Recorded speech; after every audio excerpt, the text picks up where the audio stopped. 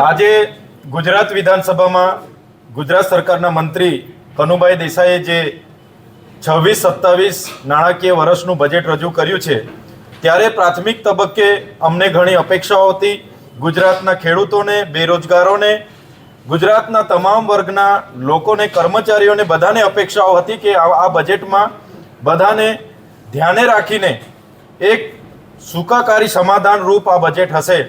પણ આજનું બજેટ એ ચૂંટણીલક્ષી બજેટ હોય એવું અમને લાગે છે, પુરાતનવાળું બજેટ હોય એવું લાગે છે અને આજનું બજેટ એ સમગ્ર ગુજરાતની જનતાને નિરાશાજનક બજેટ છે।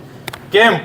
તમે જોયું હશે કે આદિજાતિ વિકાસ વિભાગમાં આ વર્ષે એમણે જણાવ્યું કે આદિજાતિ વિકાસ વિભાગ માટે અમે 5,425 કરોડ રૂપિયાની જોગવાઈ કરીએ છીએ।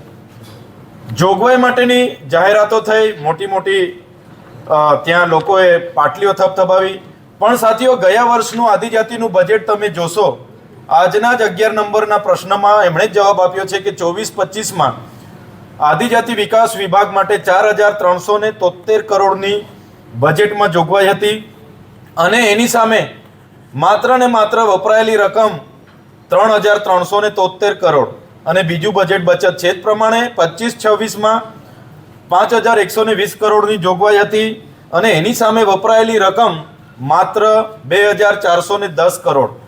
બજેટના આંકડા મોટા બતાવવામાં આવે છે, મીડિયામાં હાઇલાઇટ થઈ જવાય છે, શાબાશી લઈ લેવાય છે, અભિનંદન લઈ લેવાય છે, પણ એ બજેટ આદિવાસીઓના વિકાસ માટે વપરાતું નથી અને પાર્ક કરી દેવામાં આવે છે અને બીજા સદરોમાં ફેરવીને હેતુપેર કરીને એનો ઉપયોગ થાય છે। સાથીઓ, આજે તમે એ જ પ્રકારે શિક્ષણની બજેટની વાત કરી, પણ એમાં શિક્ષણના જે ઓરડાઓ નથી એને કઈ રીતના બનાવવામાં આવશે, આજે શિક્ષકોની ઘટ છે એની ભરતી કઈ રીતના કરવામાં આવશે એની કોઈ પણ જગ્યાએ જોગવાઈ કરવામાં આવી નથી।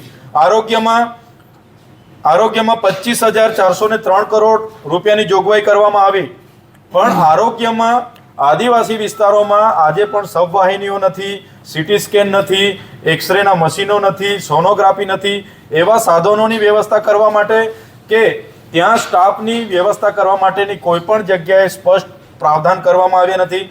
આજે તમે જોયું હશે, ગઈકાલે કુપોષણ બાબતનો મારો પ્રશ્ન હતો।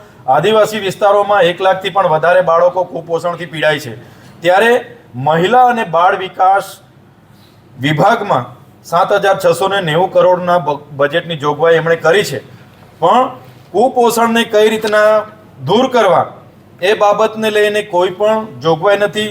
પૂરક પોષણ યોજનાના નામે માત્ર 972 કરોડની એમણે વાત કરી છે। સાથીઓ, ગુજરાત પેટર્નમાં ગત વર્ષે 1,000થી પણ વધારે કરોડ રૂપિયાની જોગવાઈ કરવામાં આવી હતી કે આદિવાસીઓના સર્વાંગી વિકાસ માટેની જે ગુજરાત પેટર્ન યોજના છે 1,000થી પણ વધારે ગ્રાન્ટની ફાળવણી હતી, એને ઘટાડીને ચાલુ નાણાકીય વર્ષમાં માત્ર 200 કરોડ રૂપિયા કરવામાં આવી છે। એ જ પ્રકારે જે 100ની યોજના, સુજલામ સુફલામ યોજના અંતર્ગત નર્મદાના પાણીને સૌરાષ્ટ્ર કચ્છ સુધી પહોંચાડવા માટે આ બજેટમાં જોગવાઈ કરવામાં આવી છે, પણ જ્યાં નર્મદા પરિયોજના છે એ નર્મદા જિલ્લાને જ આજ દિન સુધી એ નર્મદા પરિયોજનાનું પાણી મળ્યું નથી અને આ બજેટમાં પણ એક કોઈ પ્રકારની જોગવાઈ એમાં કરવામાં આવી નથી। સાથે સાથે નર્મદા હોય, કડાણા હોય, કરજણ હોય કે ઉકાઈ, જે પણ વિસ્થાપિતો થયા છે એમના પુનર્વસન માટે કે એમના વળતર માટે જે જોગવાઈ હોવી જોઈએ એની પણ આજ દિન સુધી આમાં કોઈ પ્રાવધાન કરવામાં આવ્યું નથી। સાથે સાથે ઉર્જા વિભાગમાં 4,842 કરોડની જોગવાઈ તો થઈ ગઈ છે, પણ અમારી અપેક્ષા હતી કે ખેડૂતોને દિવસે વીજળી મળશે કિસાન સૂર્યોદય યોજના અંતર્ગત અને જે પ્રકારે પંજાબમાં મફત વીજળી તમામ ખેડૂતોને આપવામાં આવે છે એ પ્રકારે ગુજરાતમાં પણ પ્રાવધાન કરવામાં આવશે એવી અમને અપેક્ષા હતી, પણ અહીંયા કોઈ પ્રાવધાન થયું નથી। જે પ્રકારે પંજાબમાં ઘર વપરાશ માટે 300 યુનિટ વીજળી ફ્રી આપવામાં આવે છે એની પણ અહીંયા કોઈ જાતની પ્રાવધાન કરવામાં આવ્યું નથી। માન્ય વડાપ્રધાન શ્રી 15મી નવેમ્બરે ડેડિયાપાડા ખાતે જનજાતીય ગૌરવ દિવસની ઉજવણીમાં આવ્યા હતા, ત્યારે વડાપ્રધાન શ્રીએ કીધું કે આવનારા 5 વર્ષમાં 2 લાખ કરોડ રૂપિયાનું પ્રાવધાન અમે આદિજાતિ સમાજ માટે કરીએ છીએ। એમણે જાહેરાતો કરી અને જાહેરાતો કરી દીધી, પણ આ બજેટમાં આદિજાતિ વિકાસ વિભાગને માત્ર ને માત્ર તમને કીધું એમ 5,425 કરોડ રૂપિયા જ મળ્યા છે। એમાં પણ તમામ યોજનાઓમાં NGO, એમના કોન્ટ્રાક્ટરો અને કેટલાક અધિકારીઓએ લોકોને શું જોઈએ છે એની જગ્યાએ પોતાના ઘરે કેટલી ગ્રાન્ટ સગે વગે થાય એ પ્રકારના તમામ યોજનાઓ આમાં મંજૂર થઈ છે. આવાસ યોજનાઓમાં અમને હતું કે શહેરી યોજનાઓની જેમ 3,50,000 ગ્રામ્યમાં પણ મળશે, એના પણ કોઈ પ્રાવધાન થયા નથી. અમને હતું કે આદિજાતિ વિદ્યાર્થીઓને ઉચ્ચ ભણવા માટે બીજી જગ્યાએ જવા માટે ટ્રાન્સપોર્ટેશનની વ્યવસ્થાઓ નથી, તો અમને હતું કે એની વ્યવસ્થા ના થાય ત્યાં સુધી એક્ટિવા આપણા વિદ્યાર્થીઓને આપવામાં આવશે, એનું પ્રાવધાન હશે. એનું પણ ક્યાંય જોગવાઈ નથી. સાથે સાથે શિક્ષિત બેરોજગારોને ગુજરાતમાં બેરોજગારી ભથ્થું આપવામાં આવશે એવી અમને અપેક્ષા હતી. એનું પણ કોઈ જગ્યાએ એમનું પણ ઉલ્લેખ કરવામાં આવ્યો નથી. અમને અપેક્ષાઓ હતી ખેડૂતોને જે પ્રકારે પાક નુકસાનીના વળતરો આપવામાં આવ્યા છે એ જ પ્રકારે ભાગ્યા લોકો જેમણે સૌરાષ્ટ્ર હોય કે તમામ ગુજરાતના વિસ્તારોમાં ભાગમાં ખેતી કરી છે એ શ્રમિકોને પણ એમનું વળતર આપવામાં આવશે એની અપેક્ષા લઈને અમે બેઠા હતા.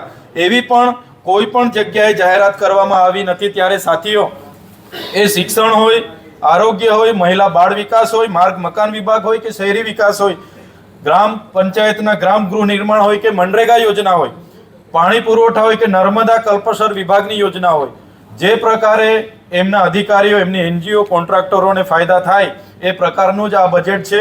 અને આ બજેટમાં ક્યાંય પણ વ્યક્તિગત રીતે લોકોને સીધી અસર કરે, લોકોને આનો ફાયદો થાય એવા ક્યાંય અમને દેખાતું નથી. માત્ર ને માત્ર આંકડાઓની ભરમાર બનાવીને આ બજેટ તૈયાર કરવામાં આવ્યું છે એવું અમે અને અમારી આમ આદમી પાર્ટીના તમામ ધારાસભ્ય આની ટીકા કરીએ છીએ, ટિપ્પણી કરીએ છીએ. એ આજના બજેટમાં અમારી રજૂઆત હતી. સાથે આજે જે ગૃહમાં, સન્માન્ય ગૃહમાં અમારે તારાંકિત પ્રશ્નો હતા એમાં 11મા નંબરનો અમારો પ્રશ્ન હતો કે આદિજાતિ વિભાગ માટે સરકારશ્રી દ્વારા કેટલી નાણાકીય જોગવાઈ કરવામાં આવી છે.